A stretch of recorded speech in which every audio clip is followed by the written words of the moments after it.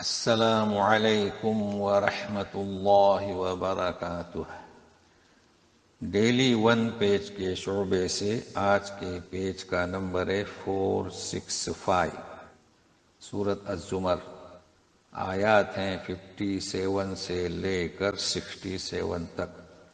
اعوذ باللہ من الشیطان الرجیم۔ أو تقول لو أن الله هداني لكنت من المتقين، یا تو ایسا کہہ دے کہ کاش کہ اگر اللہ مجھے ہدایت دیتا تو میں پرہیزگاروں میں سے ہو جاتا۔ تو اس آیت کو سمجھنے کے لیے جڑنا ہے پچھلے صفحہ سے۔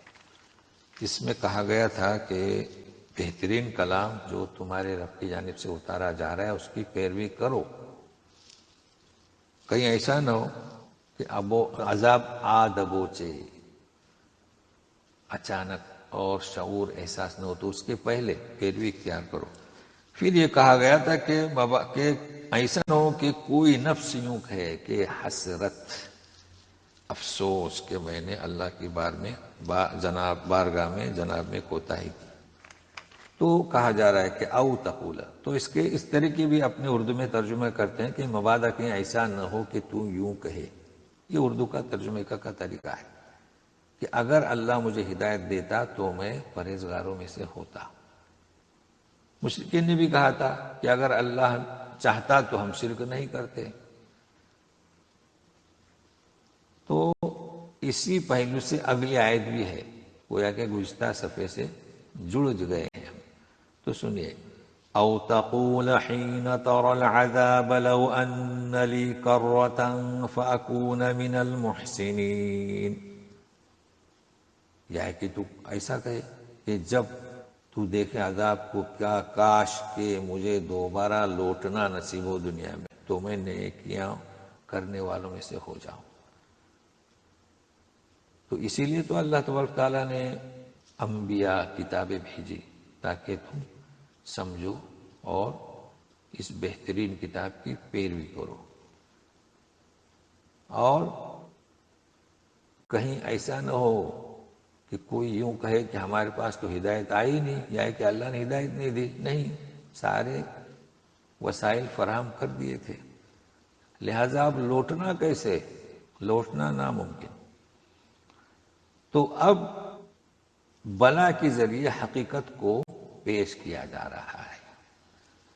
بلا قد جاءتك آیاتی فکذبت بها واستکبرت وکنت من الکافرین، ایسا نہیں بلکہ تیرے پاس ہماری آیات پہنچی، یعنی ہمارے احکام، تو نے انہیں جھٹلایا اور غرور کیا اور تھا کافروں میں سے۔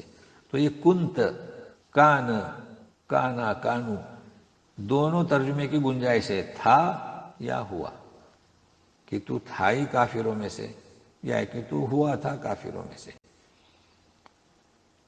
اب اگلی آیت میں ہم اکثر بیان کرتے ہیں استفہام انکاری، تو اسی سے ملتا جلتا آج استفہام تقریری۔ تو سنیے، وَيَوْمَ الْقِيَامَةِ تَرَى الَّذِينَ كَذَبُوا عَلَى اللَّهِ وُجُوهُهُمْ مُسْوَدَّةٌ، ہم پڑھ رہے ہیں مسودہ نہ کہ مسودہ، الف بڑھ جاتا ہے اس صورت میں، تو خیال رکھے گا۔ دوبارہ سنیے، وَيَوْمَ الْقِيَامَةِ تَرَى الَّذِينَ كَذَبُوا عَلَى اللَّهِ وُجُوهُهُمْ مُسْوَدَّةٌ أَلَيْسَ فِي جَهَنَّمَ مَثْوًى لِلْمُتَكَبِّرِينَ۔ یہ طرح سے اب خطاب نبی کریم صلی اللہ علیہ وسلم سے۔ آپ دیکھیں گے قیامت کے دن جنہوں نے اللہ کو جھٹلایا ان کے چہروں پر مسودہ سیاہی ہوگی، یعنی ان کے چہرے سیاہ ہوں گے۔ اب یوں کہا جا رہا ہے کہ کیا جہنم غرور کرنے والوں کا ٹھکانہ نہیں ہے؟ مطلب ہے کہ ہے، کہ غرور کرنے والوں کا ٹھکانہ جہنم ہے، مگر ہے کہ استفہام سوال، تو کیا تقرری، یعنی ہے۔ پھر آئے گا دوبارہ انشاءاللہ تو پھر متوجہ کرتے رہیں گے. وَيُنَجِّ اللَّهُ الَّذِينَ اتَّقَوْا بِمَفَازَتِهِمْ لَا يَمَسُّهُمُ السُّوءُ وَلَا هُمْ يَحْزَنُونَ. اب ان کافروں کے مقابلے میں اللہ تعالیٰ نجات دے گا جنہوں نے پرہیزگاری اختیار کیے ان کی کامیابی کے سبب. مفازتہم، چونکہ وہ توحید پرست تھے، فرما بردار تھے، تو کامیاب ہو جائیں گے، تو اللہ تعالیٰ انہیں نجات دے گا اور انہیں یہ برا عذاب چھوئے گا تک نہیں، اور نہ وہ غمگین ہوں گے. غمگین کس پر؟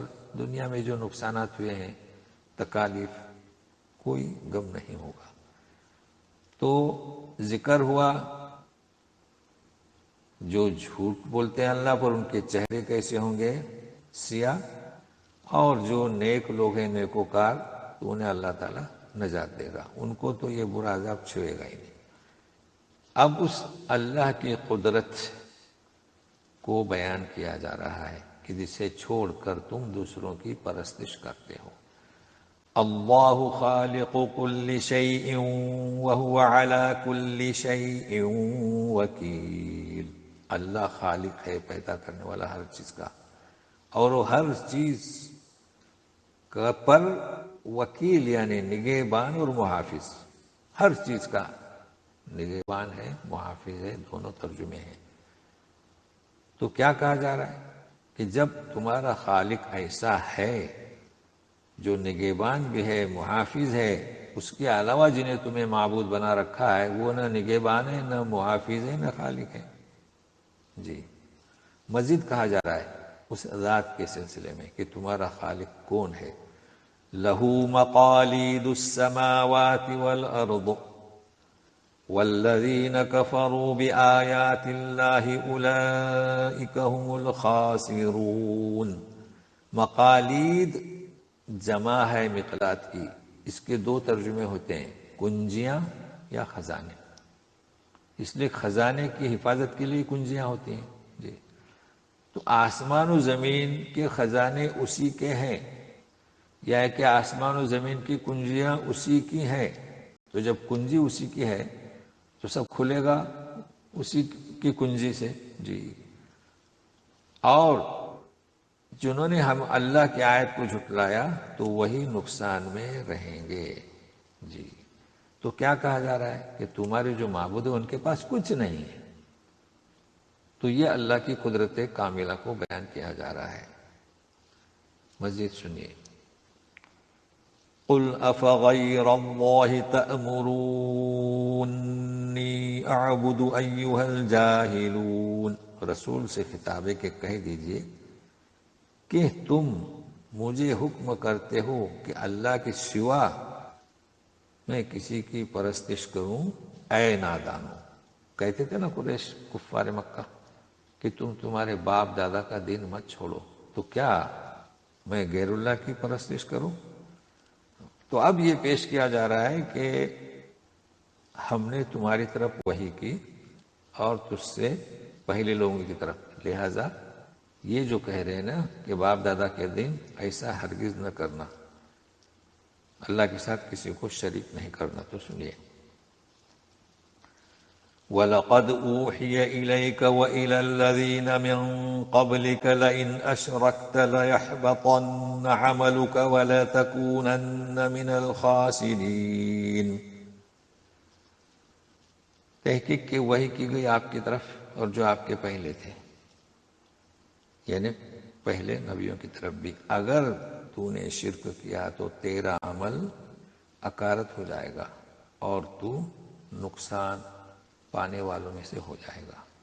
اس لیے کہ شریک کسے کرو گی؟ جس کے پاس کچھ نہیں. جب کچھ نہیں اس کو شریک کیا، اس کی پوجا کی، تو نقصان اٹھاؤ گے. دیکھیے کس قدر سمجھا کر پیش کیا جا رہا ہے. اب بل کے ذریعے ترغیب دی جا رہی ہے، تاکید. بَلِ اللَّهَ فَاعْبُدْ وَكُن مِّنَ الشَّاكِرِينَ. بلکہ تم اللہ ہی کی عبادت کرو اور شکر کرنے والوں میں سے ہو جاؤ. شکر یعنی کیا؟ کہ اللہ تبارک تعالیٰ نے نبیوں کو بھیجا، کتاب کو بھیجا اور ہمیں توفیق دی، تو رسول کو حکم ہے اور ہمیں بھی ہے کہ ہم بھی اللہ کی عبادت کریں اور شکر گزار بنیں۔ وما قدر اللہ حق قدرہ والارض جميعا قبضته يوم القیامہ والسماوات مطویات بیمینہ سبحانہ وتعالی عما یشرکون۔ اللہ کی جس قدر کرنی چاہیے ویسی قدر نہیں کی۔ تو یہ ایک بات ہوئی، اس لیے ہم نے یہاں وقف کیا۔ ساری زمین اس کے قبضے میں یعنی مٹھی میں ہوگی قیامت کے دن، یہ دوسری بات، اس لیے یہاں وقف اختیار کیا۔ اب رہا آسمان، تو اس کے دائنے ہاتھ میں لپیٹے ہوئے ہوں گے۔ اب اس کے بعد پاک ہے وہ ذات، بہت ہی بلند ہے اس بات سے جو یہ شریک کرتے ہیں کسی کو شریک، اور پھر اس لیے شریک کہ ہمیں قریب پہنچا دے، قرب یعنی قرب دے دے اللہ کا۔ تو اللہ تعالیٰ اس بات سے پاک ہے، وہ ایک ہے، اکیلا ہے، سب کچھ اسی کا ہے، وہ خالق ہے، لہذا اسی کی عبادت ہونی چاہیے۔ اب یہاں جو بیان کیا جا رہا ہے کہ ساری زمین اس کے قبضے میں ہوگی، تو ہم تو نہیں سمجھ سکتے، لوگوں نے مٹھی کا ترجمہ کیا ہے، تو کیفیت تو ہم نہیں سمجھ سکتے۔ پھر ایک دائنے ہاتھ میں، یہاں تو ہاتھ ہی ہے، تو دائنے ہاتھ کو بھی ہم اس کی کیفیت کو نہیں سمجھ سکتے۔ اللہ کا ہاتھ، اللہ کی پنڈلی، اللہ سنتا ہے، دیکھتا ہے، تو صرف ہم جس طریقے سے سمجھ سکتے ہیں اللہ تبارک تعالیٰ نے بات کو اس طریقے سے پیش کیا ہے تاکہ ہم سمجھ سکیں، اور اللہ ہی بہترین جانتا ہے، اس لیے کہ اس نے ہمیں پیدا کیا ہے، ہمارا مزاج اس نے بنایا کہ ہم کس طریقے سے سمجھ سکتے ہیں۔ لہذا خود قرید اس میں نہ کریں کہ داہنا ہاتھ کیسا اور پنڈلی کیسی۔ تو آج اتنا ہی، جڑے رہیے گا دعاؤں کے ساتھ، کل ملتے ہیں۔ والسلام علیکم ورحمۃ اللہ وبرکاتہ۔